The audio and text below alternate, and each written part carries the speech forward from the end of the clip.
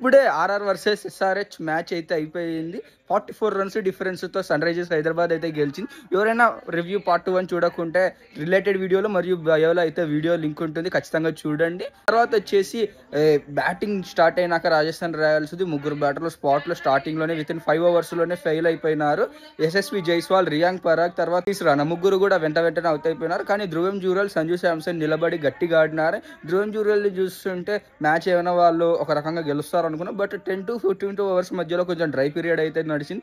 But ఆ టైంలోనే ధ్రువం జూరల్, సంజు శాంసన్ అవుట్ అయిపోయినారు. కానీ చివరిలో శుభం దూబే మరియు హెట్మేర్ ట్రై చేసినప్పటికీ ఇదైతే కుదిరలేదు వీళ్ళకి.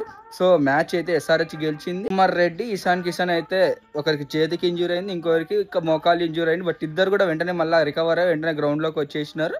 ఇంకా నెక్స్ట్ జరిగే సిఎస్కే వర్సెస్ ఎంఐ మ్యాచ్ అయితే ఇప్పుడే స్టార్ట్ అయ్యింది. ఇంకా దీని రివ్యూ రేపు మార్నింగ్ చూసేసుకుందాం. ఒకే సింగిల్ రీల్లో వచ్చేస్తుంది అది.